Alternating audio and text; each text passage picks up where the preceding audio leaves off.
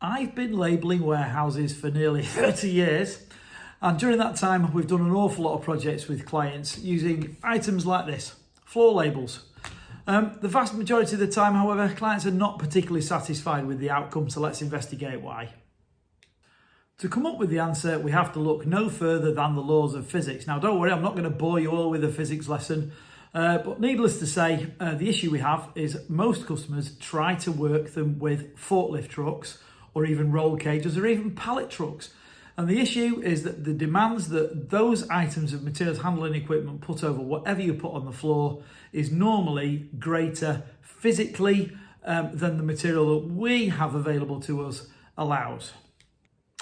So in the case of this product, which is a self-adhesive polyester encapsulated material, the adhesive can't handle it, even though we use some incredibly strong adhesives, and neither can the top material. So I'll put some photographs on now, but you'll see what I mean. It'll either get ripped in half or it'll get ripped off the floor.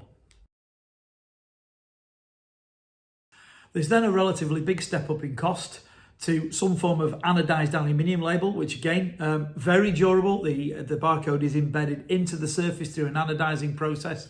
And this can either be screwed to the floor itself, or it can sit in an aluminium surround, or it can even sit embedded in a plastic disc like this one, and that can be sunk into the floor.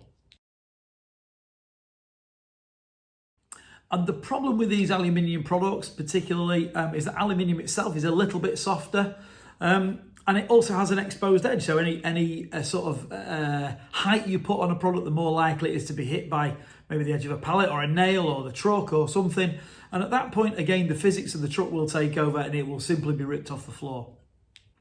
So in order to remove that problem, ourselves and other people have tried sinking labels into the floor. Great idea. Problem here, however, is that as much as this barcode is anodized into the surface, it's not particularly deep into the surface, and if you run over it many times, you'll actually rub the print off. That's because there's a lot of dirt on forklift truck wheels, and that acts like sandpaper.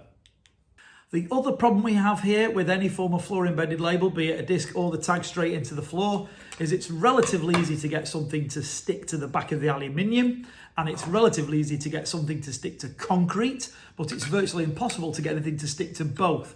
So then we have to rely on a mechanical fixing, and the problem there is it's never quite as reliable as you like. And again, you just run a forklift truck over it and over it and over it. Eventually, it becomes dislodged. And that gives you an even bigger problem because somebody like us or another contractor has got to come out and fix it. So that's the doom and gloom out the way. If you're going to run over it with a forklift truck, be very, very careful. The chances are it's not going to work. But let's talk about some scenarios where it might work for you. Cages, Co-op use this very well with cages. Cages again tend to be slid and move the nylon wheels on the floor. Can be problematic to this type of label. But the rule of thumb is if you're going to run over it, you're going to be in a problem. But if you can get something like this out of the way, where it's not going to get touched, you'll get a result. But be very, very careful. The problem is that any form of expectation of running over it will lead to a poor result. Then we've got to look at other things. In my opinion, a fix and forget solution is actually hanging from the ceiling. Appreciate there's a cost, and I absolutely appreciate that's not really where you want to label it, but it is an area you can go and utilise without a lot of ongoing issues after the initial installation.